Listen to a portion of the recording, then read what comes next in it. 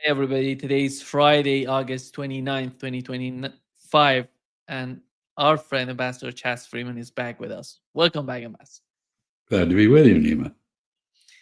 Let me start with the parade, military parade in China.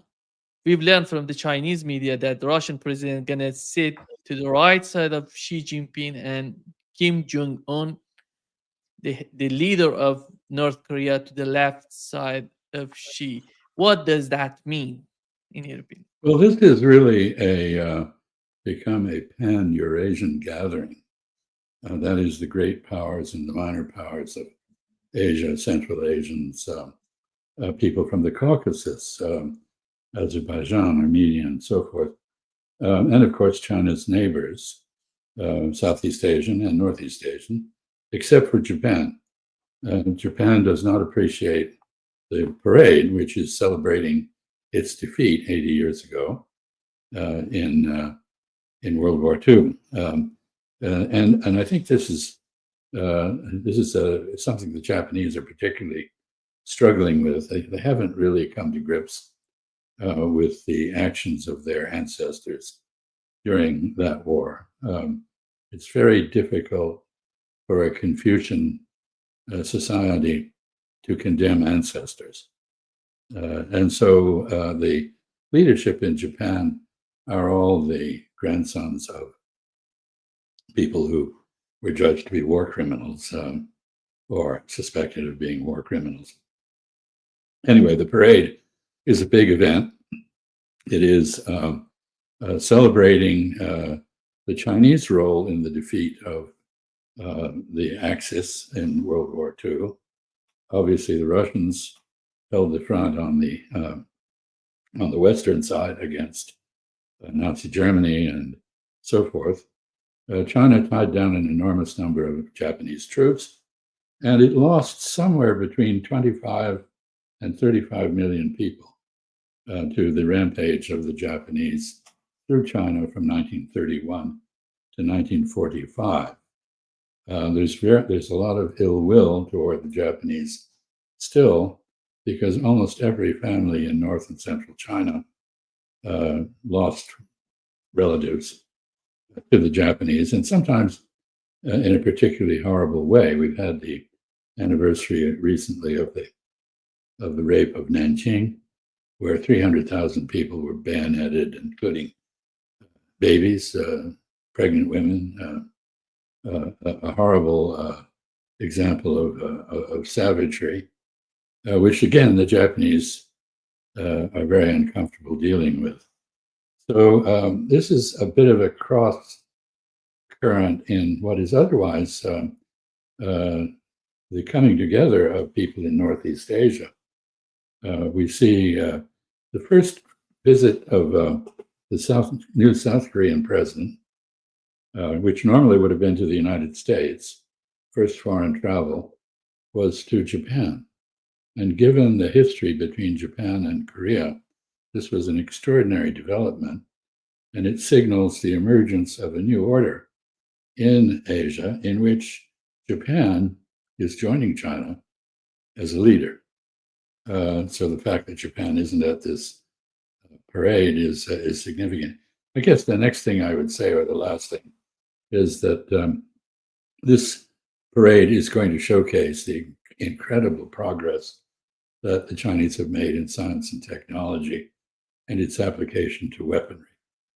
We understand all sorts of new weapons will be shown, and this is a declaration that China has not only achieved wealth, but it has achieved power in its region. I don't know whether the American ambassador is going to be in the stands at all. There was a move by Western European ambassadors not to attend the gathering. I don't know how that came out. I think that's foolish, but it is the sort of petty gesture that we've come to expect these days from people who seem to have forgotten that the essence of diplomacy is not to be perturbed and to do the right, polite thing, whatever you personally may think about the significance of it.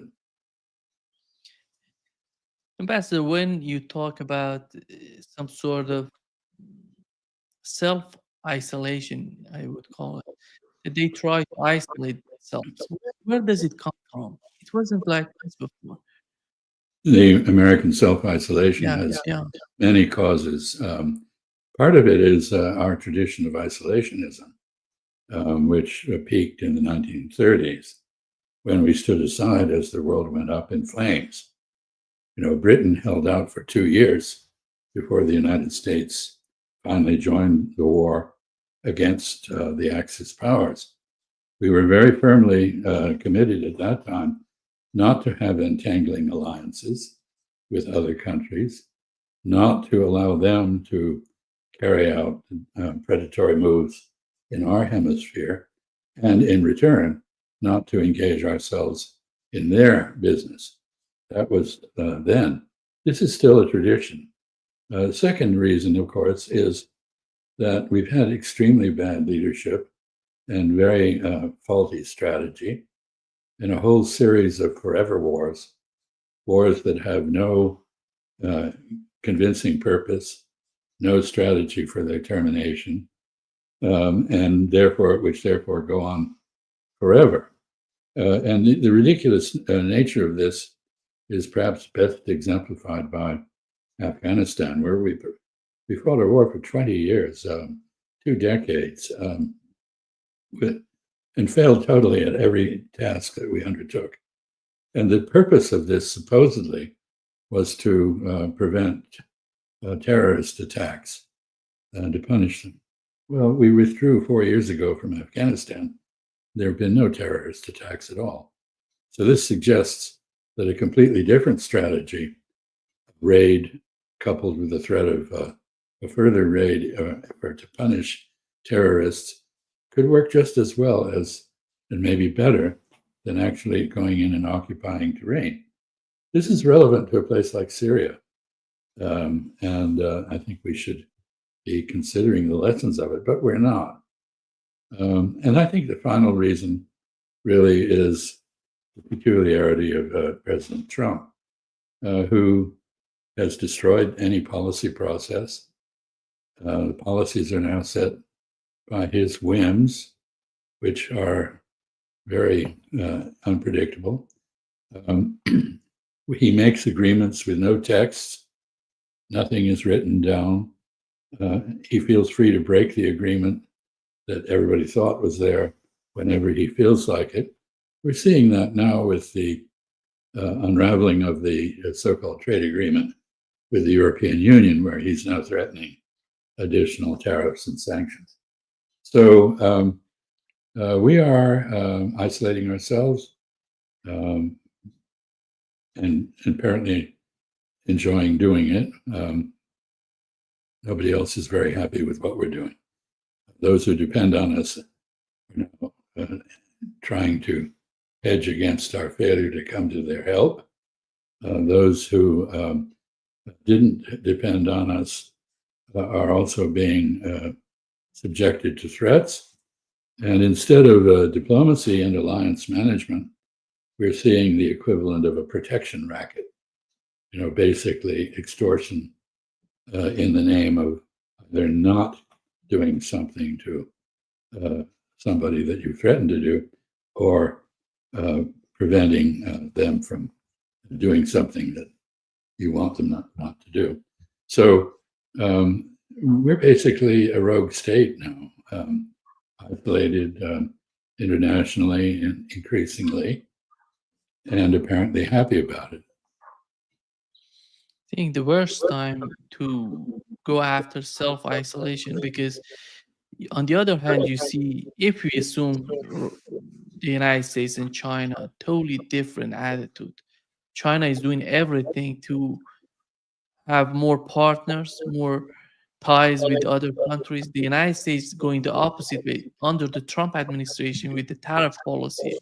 They're going against India with 50% tariffs because of the proxy war in uh, Ukraine. And the White House trade advisor Peter Navarro he says that this is Modi's war. This is not he, it's unbelievable what's going on in Washington. I agree. I agree. It's very counterproductive. I think where this is heading, Nima, I mean, it will take some time, but I think the United States really is isolating itself from every other country in the world, including our immediate neighbors, Canada and Mexico. And of course, in the Caribbean, we're now showing our muscle um, with demonstrations off the coast of Venezuela and so forth. I think where this ends is the rest of the world will come together in opposition to us, and there will be a major role for Chinese leadership in that. Why? Not because China wants it, but because everybody else needs China as a balance to us. So we're creating a situation in which the world will be divided into the United States and everybody else. I cannot imagine a more foolish strategic direction than this, but it's pretty clearly where we're headed. Can we say the most important element and objective of the United States or the whole West, together with Europeans in Ukraine, that somehow they're willing to sacrifice India, China, everybody, Brazil, for that sake? I What don't is think that? I don't think it's that rational. I think, frankly, it is the whim of the president, who is, by all psychological standards, a megalomaniac. He he measures everything in terms of its personal impact on him. So his friend Jair Bolsonaro is in trouble with the law in Brazil, and so he punishes Brazil in order to support his friend. Why? Because what his friend did is very similar to what he himself did. January 6th in the United States has its parallel with what happened in Brasilia after the election. So I think, this is a personal thing. I think the matter with India too is, is partly personal. He's very frustrated that he can't compel the Russians to do what he wants them to do. They have their own interests and they're following them. He wants them to capitulate. He argued for a ceasefire, which made no sense. And now he's claimed he's backed off that, but he's just adroitly handed off the Ukraine issue to the Europeans, saying, well, I don't want a war in Ukraine. This was Biden's war or Modi's war or somebody else's war, not mine. Again, his personal interests coming ahead of anything else. And he says to the Europeans, okay, you want to have a war? Fine, I'll sell you the weapons to you. You can pay me. I will sell the weapons to you to sustain Ukraine, which is, of course, nonsense. And then I know that the Europeans themselves have yet to come to grips with any of this. The polls in Europe all show that by 2/3 of Europeans do not want to send any peacekeepers to Ukraine. The Russians will kill those peacekeepers if they arrive without peace, and there will be no peace if there are foreign troops stationed in Ukraine. So Europeans are not as stupid as some may imagine. They understand this, but their elites, the people who lead them, ignore popular opinion, much as Trump ignores popular opinion, much as Jair Bolsonaro ignored popular opinion. Sometimes Lula ignored popular opinion. We have a disconnect between our leaders and the people that is quite wide and widening.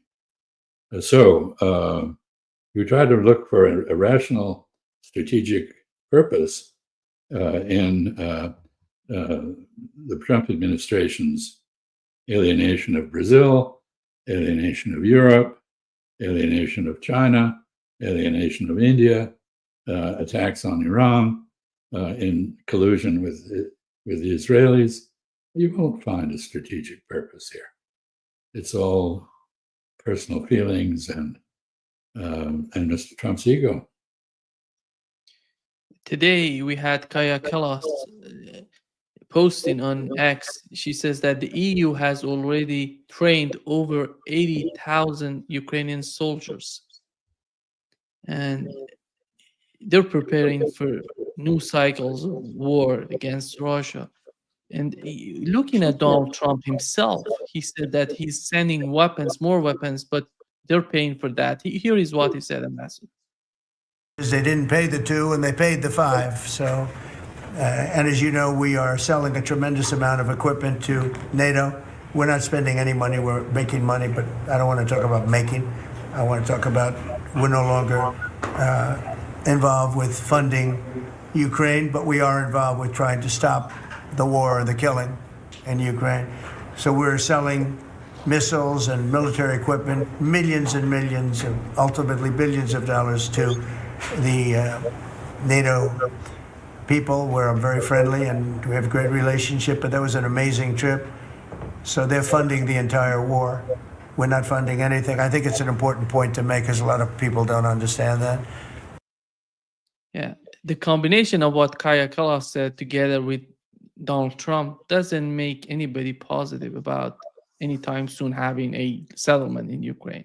No, I would note with regard to the training of Ukrainians that NATO trained 780,000 Ukrainians between 2014 and 2022 when the Russians invaded. 780,000. That was the size of the Ukrainian army that was poised to go into the Donbass and reconquer that part of Ukraine that had rebelled due to language and culture policy after the 2014 coup. So 80,000 trainees, is an effort of some sort. But let's put it in perspective.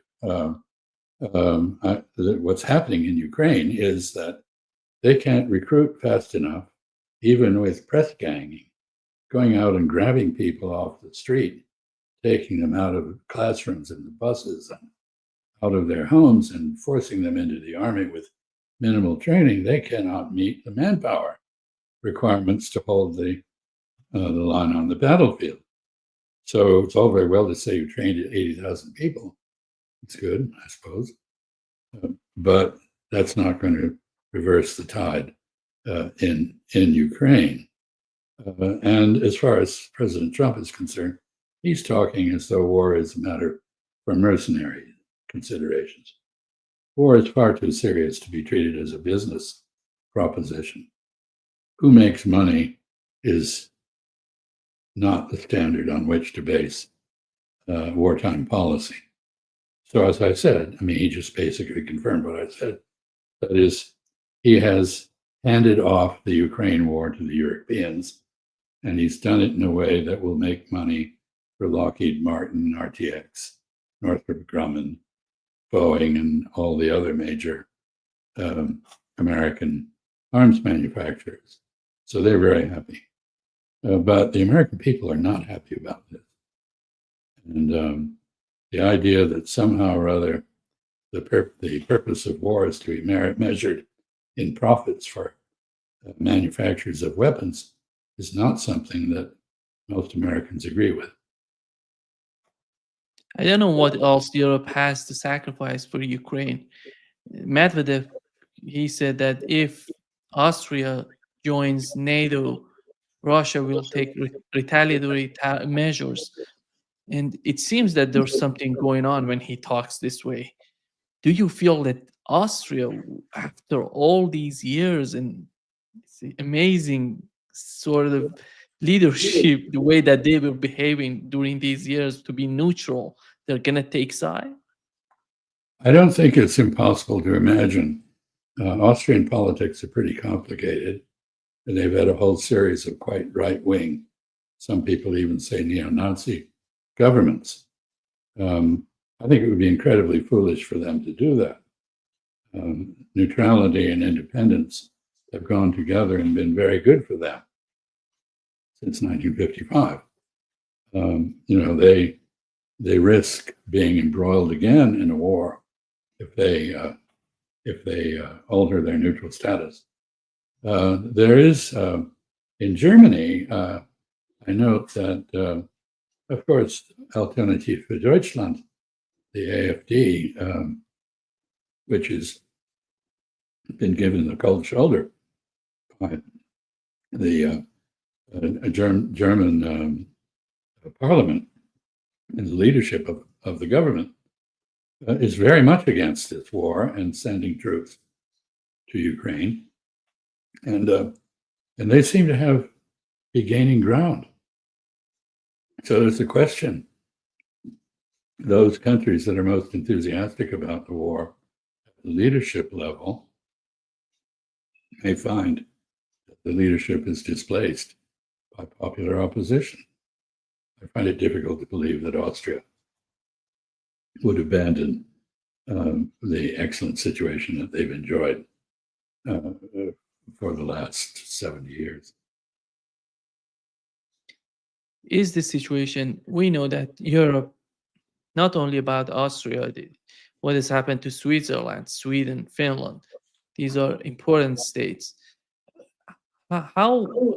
Who's deciding about these things? Who's running the show, Ambassador, in Europe? Who has the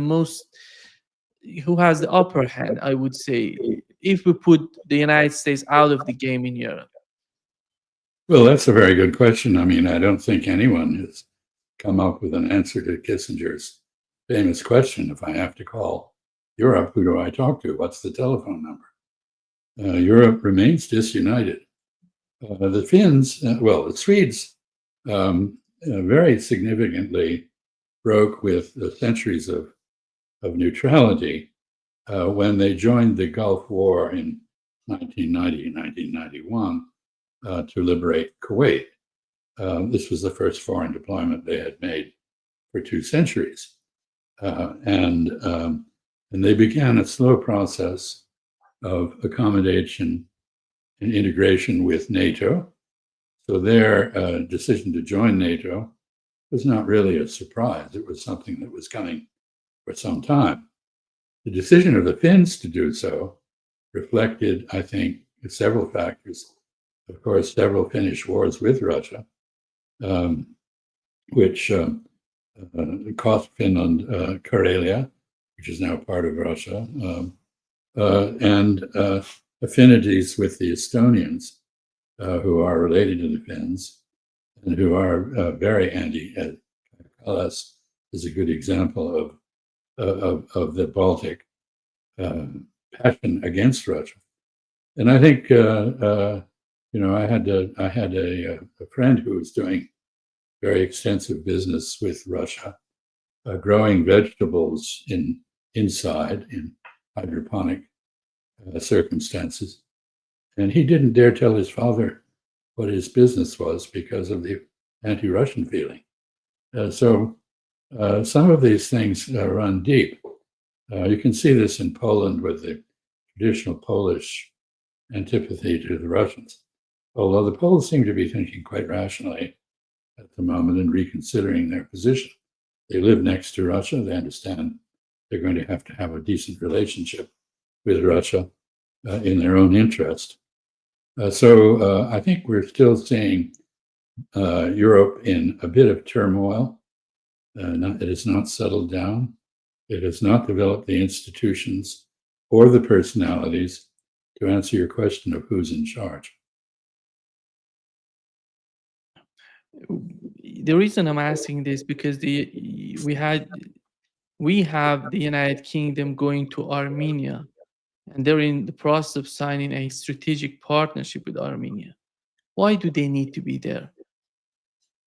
I don't think they do, but evidently their government can't get over its past imperial role, and it has been very, very heavily involved in Ukraine through MI6 primarily, and has played a key role. For example, Boris Johnson, the former prime minister, derailing the draft treaty agreement with the Russians in 2022. Britain still has punches above its weight, as it were, because of the quality of its intelligence services, its military, and the very civilized place that it is. So I don't think there's any real strategic explanation here other than habitual anti-Russian maneuvering by the British, which goes back a long, long way, 2 centuries almost. Because I talked with Marandi on Tuesday. He said that if Armenia, they try to, Iranian government try to warn Armenia from considering what's going on there. Even the first time I've heard Marandi talking this way, he said if Armenia try to disconnect Iran from the South Caucasus, they're gonna invade the southern part of Armenia. And well, I think this is the danger that great power, medium power, maybe intervention in complicated regional balances can destabilize them. And I very much hope that that will not be the case in the Caucasus, but I do know that Azerbaijan was very heavily involved in the Israeli attack on Iran. And so we have that example. As far as I know, Iran has not attacked Azerbaijan. But even Iran, which is quite patient, presumably has its limits.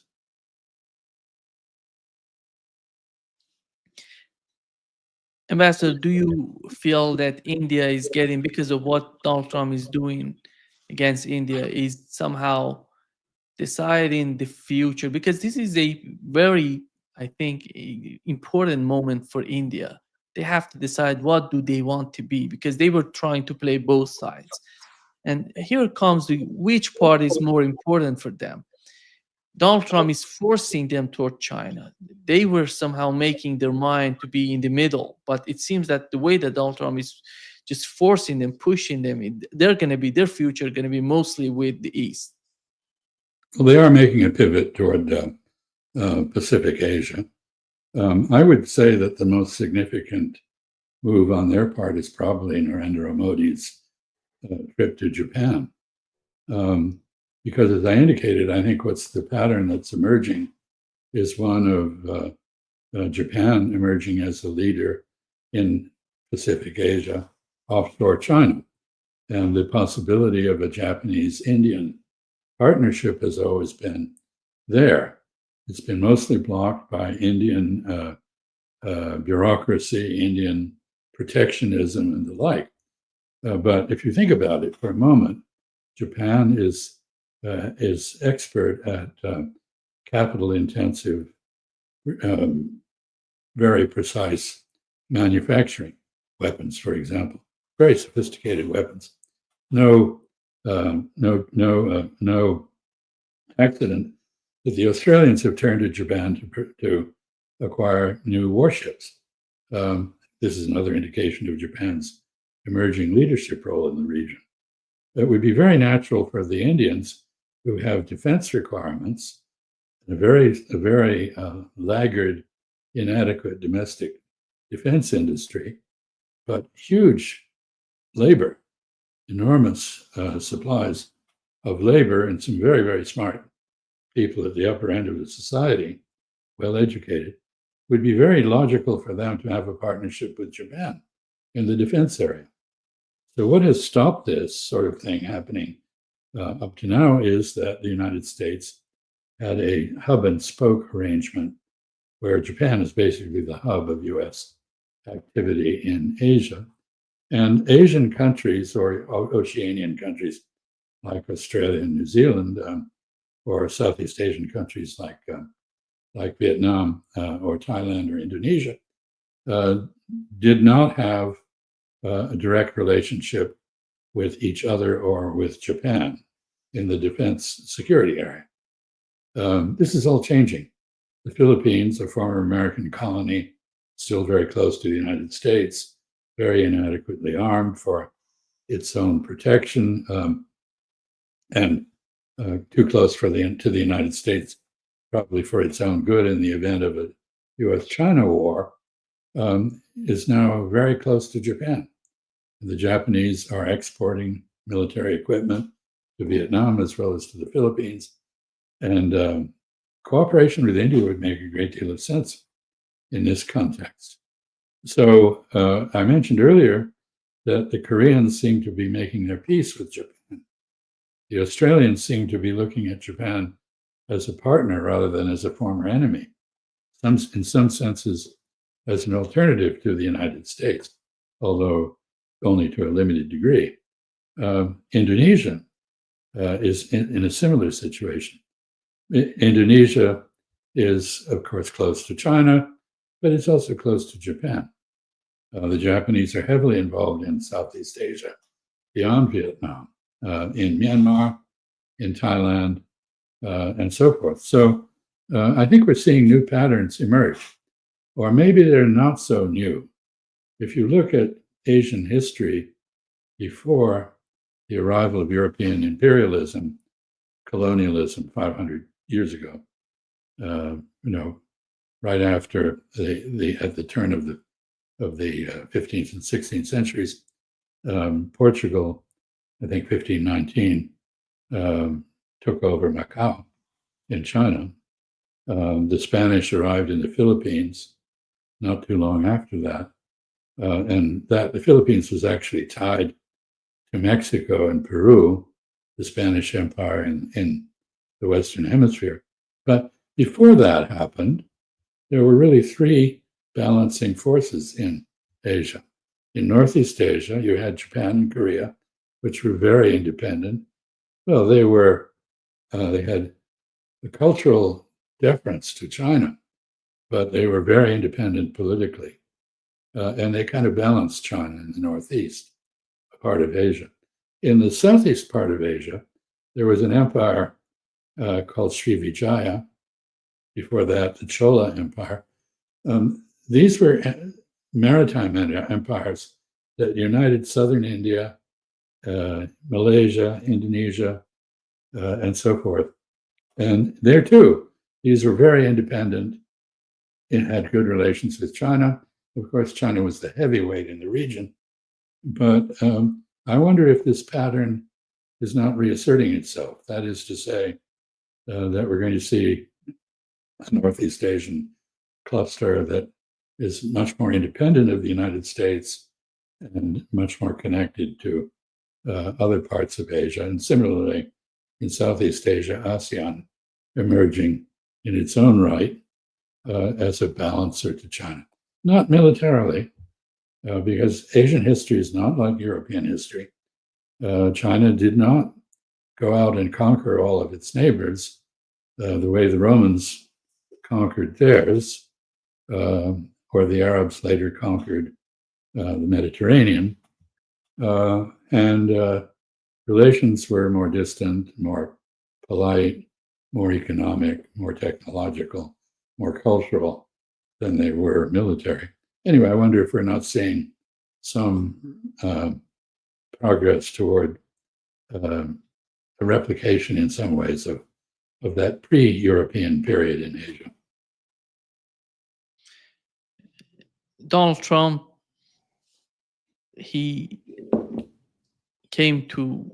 was elected somehow promising that he's going to put an end to the conflict, both in the Middle East and in Ukraine, which didn't happen so far. And he's talking about a new conflict here in South America and toward Venezuela. Here is what the White House is talking about the situation there. Behind you, Andrew. Go ahead. Oh, thank you, Caroline. The military deployment that President Trump has sent to the Caribbean Sea close to the shores with Venezuela is massive. It's much more that is needed to simply counter narcotics operations. Is President Trump considering launching military strikes to military installments or facilities in Venezuelan soil? I won't get ahead of the president with respect to any military action or questions about that ever. But what I will tell you is that many Caribbean nations and many nations in the region have applauded the administration's counter-drug operations and efforts, and the president is prepared to use every element of American power to stop drugs from flooding into our country and to bring those responsible to justice. And as I've said from this podium before, the Maduro regime is not the legitimate government of Venezuela. It is a narco-terror cartel. Maduro is not a legitimate president. He is a fugitive head of this drug cartel. He has been indicted in the United States for trafficking drugs into our country, and it is the utmost responsibility of this president and this administration to prevent the illicit flow of drugs into our country and to protect citizens from those deadly poisons. Reagan. Well, I think I have three comments. First, I'd like to see the list of countries that have applauded this deployment of forces off Venezuela. I'm not aware of any such group of countries. Second, with respect to the issue of narcotics, this is demand-driven, not supply-driven. There are two instances in history in which a narcotic problem, serious drug problem, addiction problem has been solved. One was after the US Civil War, when a great number of American soldiers were addicted to morphine, the precursor to heroin, as a painkiller, and therefore felt obliged to steal, burgle, do other things to get money to feed their habit. The second instance was the British export of opium from India and the Middle East to China, and the addiction of, at the time of the Second Chinese Revolution, 1949, some 10 million opium addicts in China. Both problems were solved in the same way, not by attacking the supply, but by rounding up the addicts and the pushers who sold them the drugs and making the addicts go cold turkey. This is cruel, but it worked. So this is an evasion of the whole thesis that the drug problem is somebody else's fault, rather than the problem of addiction in the United States is an evasion of a solution to the problem. And third, labeling foreign countries as having illegitimate leaders, indicting them for various alleged crimes and so forth, does not convince the international community that any of that has any validity. I'm not a fan of Nicolas Maduro, to be sure, or Chavez before him, but these are products of Venezuelan politics. They have wide followings.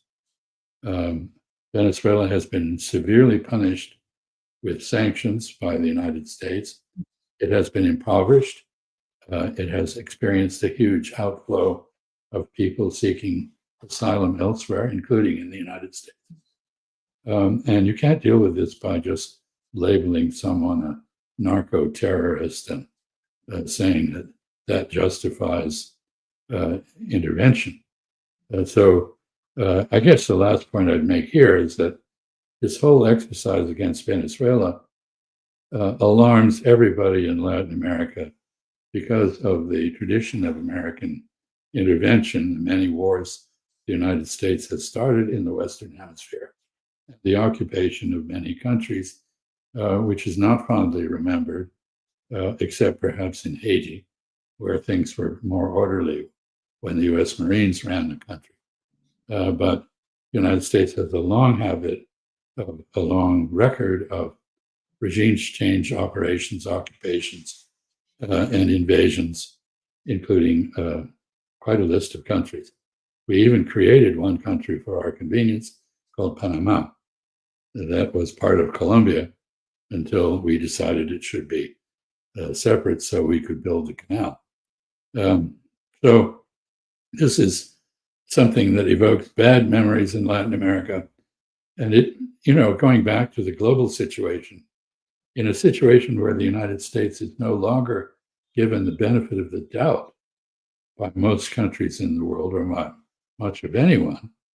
And as you indicated, China is trying to ingratiate itself with everyone. This is a huge opening for the Chinese. If the United States is concerned about that, we shouldn't be behaving this way. Maybe we shouldn't be concerned, in which case we should continue behaving like this, and we will see the Sino-Vietnamese, Sino-Venezuelan relationship extend to many other countries. Maduro said that our diplomacy is a diplomacy of dignity. I don't know if he's asking for too much to have a better relationship with the United States, and not Venezuela, Cuba. What is that? What is the main issue with these two countries? They're not, let's assume Iran is far away in the Middle East, Russia is that, China is, but what about Venezuela and Cuba? I don't see that the communism would be the issue because that's not the case anymore. Well, there were 4 problems with Cuba, 2 of which were solved basically, but we don't want to recognize that. One was that the Cubans had a Soviet presence on their territory, and we objected to that, and for the same reasons the Russians have objected to a NATO presence in Ukraine. That is to say, this is a threat to the United States from our principal enemy, and therefore we confronted Cuba. The second problem with Cuba was exporting its revolution. It was a center of international agitation with figures like Che Guevara, who's Argentine, not Cuban, inspiring people in Latin America to conduct left-wing revolutions of one sort or another. Third problem was, of course, the fact that Cuban policies were a failure, and the economic suffering of Cubans and the political repression meant that many of them risked their lives to flee across the Florida Strait to the United States. And we acquired a huge Cuban American population that remains fixated on the overthrow of the authorities in Havana. And the final problem was that some of the rich people in Cuba had their properties taken away by the new government. So villas, farms, and so forth created property claims disputes. The first 2 problems were solved. Cuba is no longer garrisoned by the Soviet Union. Cuba no longer exports revolution. Cuba exports doctors, which is much more benign. But we haven't solved the other 2 problems, in large part because we continue to refuse to have a dialogue with the Cubans or to have a normal relationship with them. This all spills over on Venezuela, because Venezuela has been the principal supporter of Cuba following the withdrawal of the Soviet Union and the collapse of the Soviet Union. And so Venezuela has been a source of fuel for Cuba. It has been a market. It has been a major place for Cuban activities, particularly Cuban medical activities. But the Cubans have also trained the Venezuelan army. And so we see an axis between Havana and Caracas, an axis of opposition to the United States. Then, of course, there also are issues of oil and nationalization of oil and mismanagement of oil and human rights issues and so forth, which agitate people. But Cuba continues to be regarded as an enemy by the United States, and Venezuela is an enemy by association. Iran is E3. You're talking about the United Kingdom, France, and Germany. They're talking about snapback sanctions. They want to put back sanctions on Iran. How is that going to influence the situation with the negotiations? There is no negotiations going on between Iran and the United States, but how is that going to influence the atmosphere between the? Well, it has a profound influence on the atmosphere. It's immediately produced 2 results, 2 responses by Iran. One is that Iran will no longer consider negotiating with Britain, France, and Germany. It's writing off the Europeans. Second, it is watching their behavior in the IAEA. If they continue to foster possible resolutions against Iran, Iran will take further steps against them. This will deepen the reorientation of Iran toward Russia, China, and other countries, India perhaps. And second, of course, the Iranian parliament has introduced a resolution to withdraw Iran from the Non-Proliferation Treaty. The Non-Proliferation Treaty membership is the only reason that Iran permitted inspectors from the International Atomic Energy Agency, who are now back in Iran, but only at Bushehr, the civilian power reactor at Bushehr. Talks are ongoing, but it's pretty clear that what the Europeans have just done is driving Iran in exactly the wrong direction toward building a bomb.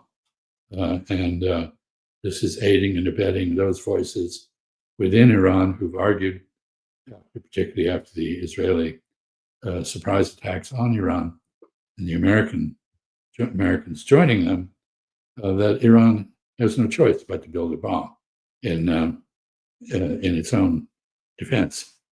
So I think what the Europeans have just done, which they've undoubtedly done in order to gratify themselves with the United States and Israel, is totally counterproductive. And what its final consequences will be, we will see. Ambassador, the situation in Gaza, we had an Israeli attack on a hospital, and then they attack again and killing journalists. And then the IDF, I don't know, spokesman came out, said that we didn't know what's going on. We are not killing these people intentionally. But we had the Israeli government spokesman talking differently. Here is what he said. A noble profession, but many journalists who have reported from Gaza, so-called journalists, are simply terrorists with a press vest on. Who are these so-called journalists? So far, I haven't heard anything. I didn't see anything. No, this is a pack of lies by Israel.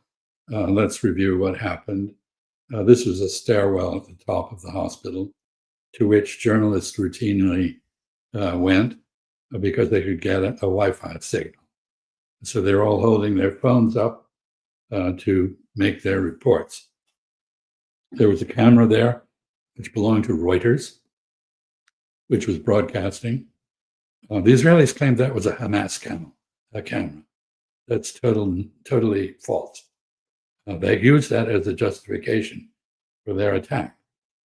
They had this place under surveillance by drones. They knew exactly who was there, that these were journalists.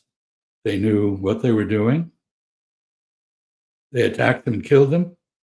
And then 10 minutes later, 2 attacks, coordinated attacks, not one, were made on the first responders and other journalists who gathered to report the story.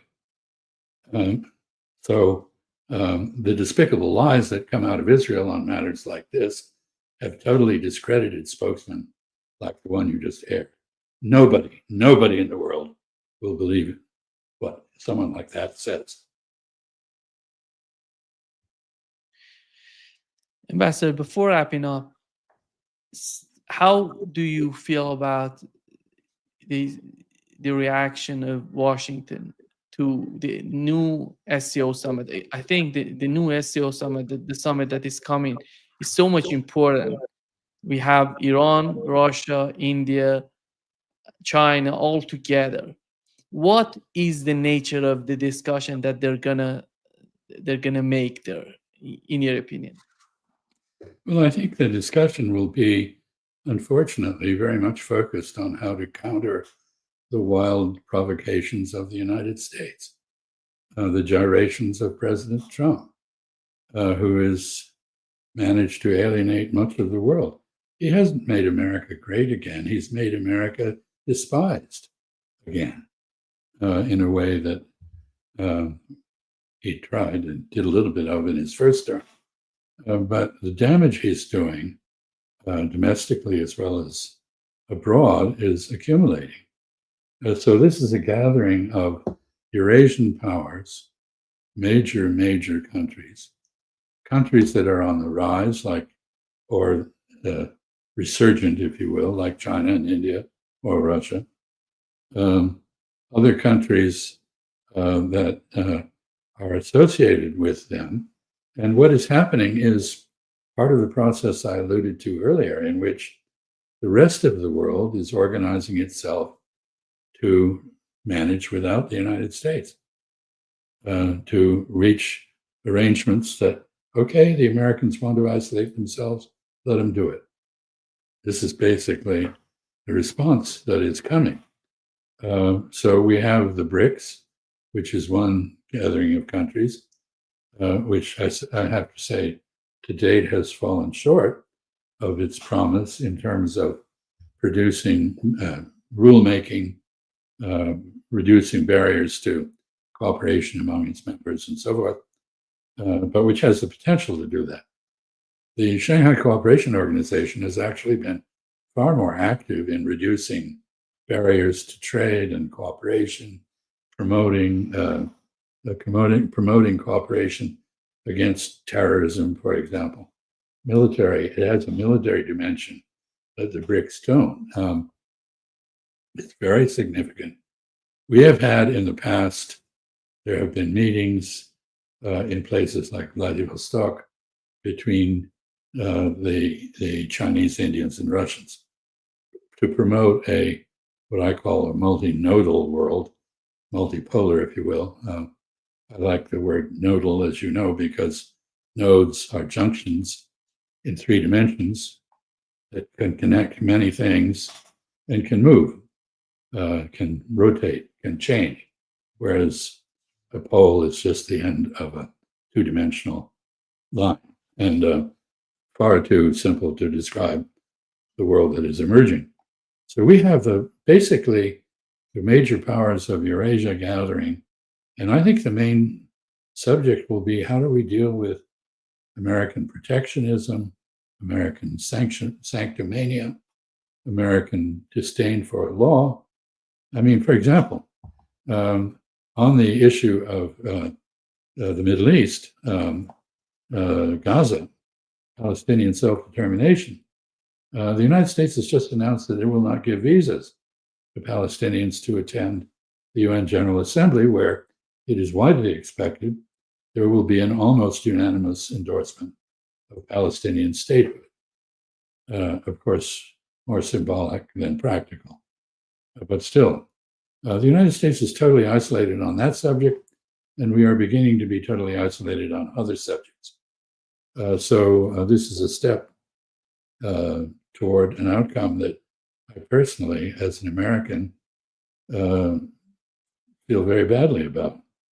I don't like to see my country become a pariah, but we are working on it. Yeah. Thank you so much, Ambassador. Great pleasure, as always. Well, thank you, Nima, for your efforts to add a bit of fairness and truth to public discussion of issues.